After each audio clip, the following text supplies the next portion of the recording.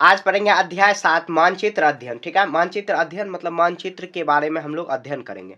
अब देखिए, पहले एक इम्पोर्टेंट फैक्ट के बारे में देख लेते हैं। कह रहा है चित्र में मापक स्केल का उपयोग नहीं होता है, परंतु चित्र में मापक स्केल का यूज नहीं होता। जो कोई चित्र रहता है कर है मानचित्र में स्केल का उपयोग किया जाता है। चित्र और मानचित्र में ही यही आधारभूत अंतर है, चित्र और मानचित्र। ठीक है, अब देखते हैं आगे। उसके बाद देखिए यहाँ पर ये मानचित्र या नक्शा में दो स्थानों या बिंदुओं के बीच की दूरी तथा धरातल पर उसकी वास्तविक दूरी का अनुपात को मापक कहा जाता है। ये क्वेश्चन पीछे है दिया हुआ, तो उसको आपको देख लेनी है।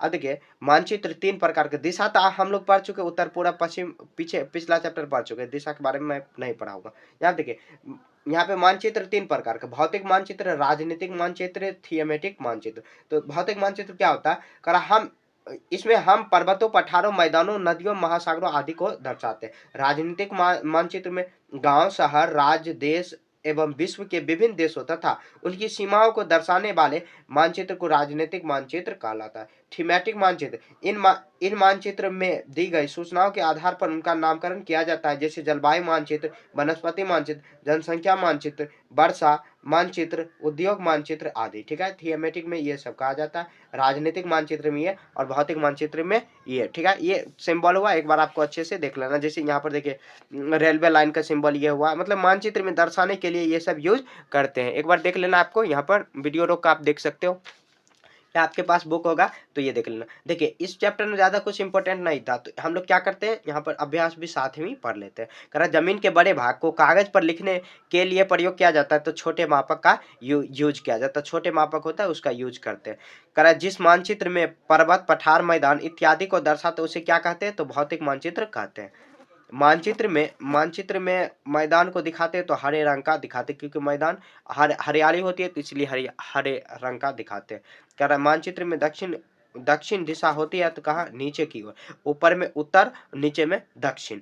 मानचित्र में दक्षिण दिशा नीचे की ओर। मानचित्र निर्माण ध्यान रखना चाहिए, तो उपयुक्त सभी संकेत का, दिशाओं का, मापक का, तो सभी का इसमें ध्यान रखना। अब देखिए फिल इन द ब्लैंक्स, खाली जगह को भरे। मानचित्र में जलीय भाग नीला रंग से होता है, क्योंकि नीला जल का मतलब कलर ऐसे दूर से देखेंगे तो नीला प्रतीत होता है, तो नीला इसलिए रखते हैं। मतलब आपने याद रखने के लिए मानचित्र में उत्तर दिशा हमेशा क्या होती है, तो ऊपर में होती है, उत्तर ऊपर में, ऊपर उत्तर से याद रखनी है। जनसंख्या मानचित्र तो थीमेटिक मानचित्र का उदाहरण है, थीमेटिक मानचित्र। ठीक है, तो यह हो गया। अब देखते हैं हम लोग 3 नंबर क्वेश्चन आंसर। तो कह रहा कि यहाँ पे चित्र और मानचित्र में क्या अंतर है, तो चित्र और मानचित्र का हम लोग को डेफिनेशन दे देना। कह रहा किसी वस्तु, स्थान या दृश्य का सामान्य चित्रण जो होगा उसको चित्र कहेंगे, और मानचित्र पृथ्वी या उसके किसी भाग का पैमाने सहित चित्रण जो होगा उसको मानचित्र कहेंगे। ठीक, अब देखिए यहाँ पर कह रहा अगर आपको विश्व का मानचित्र बनाना हो तो किन किन बातों का ध्यान रखेंगे, तो विश्व का मानचित्र बनाते समय ध्यान देने योग्य बातें, सही से पैमाना रखेंगे, दिशा रखेंगे, रंगों का उचित प्रयोग रखेंगे, और स्थलों का नाम रखेंगे और प्रतीक चिन्ह, ये बात याद रखेंगे और विश्व का मानचित्र तैयार हो जाएगा। ठीक है, अब देखिए यहाँ पर तो कह रहा कि मानचित्र का इस्तेमाल किए गए रंग किस प्रतीक का है, तो यहाँ पर 3 नंबर नहीं लिख पाया मैंने, लगता है हाँ 3 नंबर यहाँ पर है। तो यहाँ देखिए इस्तेमाल किए गए रंगों का प्रतीक, नीला में जल का निकाय, हरा मैदान और वन क्षेत्र इसको कह सकते हैं, भूरा पर्वत और पीला पठार। ठीक है, ये रख लेना। 3 नंबर हो गया। 4 नंबर देखिए मानचित्र कितने प्रकार के होते हैं, तो मानचित्र के प्रकार 3 प्रकार के होते हैं, भौतिक मानचित्र, राजनीतिक मानचित्र, आर्थिक मानचित्र, तो यही लिख देना आपको। 5 नंबर देखते हैं। यहाँ पर देखिए 5 नंबर हो गया मानचित्र के इस्तेमाल। यहाँ पर मानचित्र की दिशाओं का निर्धारण कैसे होता है, तो मानचित्र में दिशाओं का निर्धारण जैसे ऊपर में जो होगा उत्तर होगा, नीचे में दक्षिण, इसी तरह आपको भी लिखना है। दाएं में पूर्व हो जाएगा और बाएं में पश्चिम हो जाएगा। यहाँ पे दाएं में पूर्व और बाएं में पश्चिम। ठीक है, दाएं बाएं ये याद रखनी है। हो गया।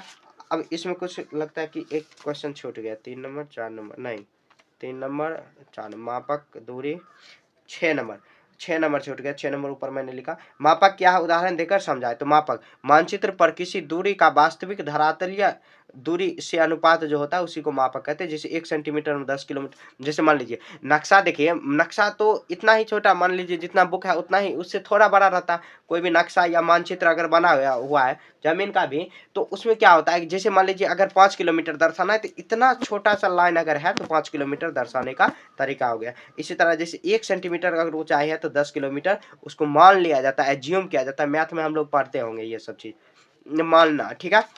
तो इसी के साथ ये चैप्टर क्या हुआ, खत्म हो चुका है।